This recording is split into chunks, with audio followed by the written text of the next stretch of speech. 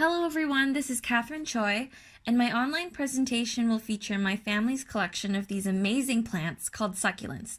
By the end, you'll be able to describe what they are and how to propagate and care for your own. So if you thought the cat lady was bad, stick around and listen to this plant lady. The word succulent refers to certain plants that store water in their leaves, stems, or roots. Now, within the group of succulents, there are approximately 60 different plant families. My plants belong to the Echeveria plant family, but for simplicity's sake, I'll just refer to them as succulents. Typical of Echeveria plants, my succulents belong indoors as they expect heat and are not equipped to deal with the cold. They are considered one of the most popular succulents and great additions to gardens and homes, because they are low maintenance and come in a variety of colors. They're also recognized for their round, plump leaves. Purchasing large or mature succulents are expensive. A cost-effective way to grow your own collection is through propagation. To propagate means to produce a new succulent using one succulent leaf. And to do that, you first have to remove a healthy bottom leaf by gently wiggling it side to side until it comes off. And there you have it. I consider this a good leaf because I have a clear view of the base of the leaf. Everything should look intact, meaning there are no bits left on the stem. The base will need 3 to 5 days to dry out, and during this stage, you will see it form what we call a callus or scab. Some of you may be nervously biting your nails, wondering when we can start to water this leaf. The leaf will need water to produce a new succulent, yes, but not at this stage. In this picture, once the base of the leaf has healed or formed the callus, observe it once a day until it grows roots. When the roots start to show, you can set the leaf on top of some potting soil. We use a spray bottle to get the top of the soil wet, and we do this once a day or until the soil dries out. The reason why we spray the soil is because the new roots will naturally extend to absorb the water. Here is another picture of a baby succulent's progress. This succulent took several months to grow to this size, and the leaf, as seen in this picture, has naturally withered over time. Eventually, you can gently pluck it from the new succulent. It can be a lengthy process, I admit, but this is an inexpensive and rewarding way to increase your collection. At this stage, new succulents that have lost their leaves are ready for repotting.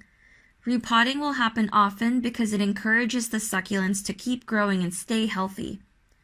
To repot your succulent, cover them with just enough soil just below the rim of your temporary container or pot. Now let's move on to talk about the tips and tools on how to care for your succulents, especially maturing or mature ones. Some plant experts will suggest that you use an array of tools to care for your succulents, but the tools that work for my family include a pot with drainage holes, yes, a kitchen baster, and a paintbrush. The bottom of your pot needs to have holes, otherwise your succulents will suffer from overwatering. But you can also prevent that by using generic potting soil as seen in this picture. Experts recommend that we use potting soil because it's porous and doesn't retain water like regular soil. Okay. The following reason validates the need to use potting soil rather than that free outside regular soil. So if you decide to use the latter, you risk introducing your plant and your home to unwelcomed insect infestations. You can easily purchase potting soil at the Home Depot or Canadian Tire. Succulents like more water than most people think. Indoor temperatures dry things out even faster, so you don't want your soil to be bone dry or it will wither the plant's roots. My family uses the kitchen baster to water our succulents because it is easier to control where and how much water to actually pour.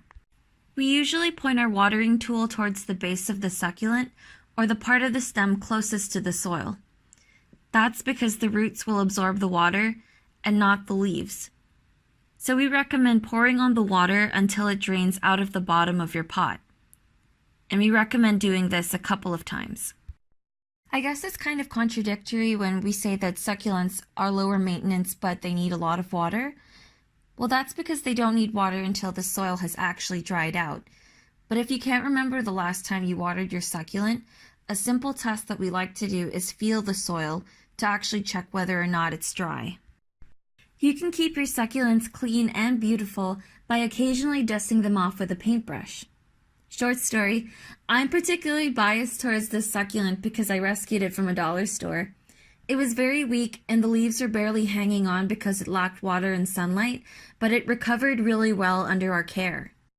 I haven't talked about sunlight up until this point, but succulents love sunlight, and most of the Echeveria plant family do. Our family's succulents need at least half a day to a full day of sunlight, but in extremely hot areas, some afternoon shade is recommended because the leaves could actually get singed. My family and I live in British Columbia, Canada, and it's usually in the fall season when we start to see our succulents demonstrating this lengthening behavior.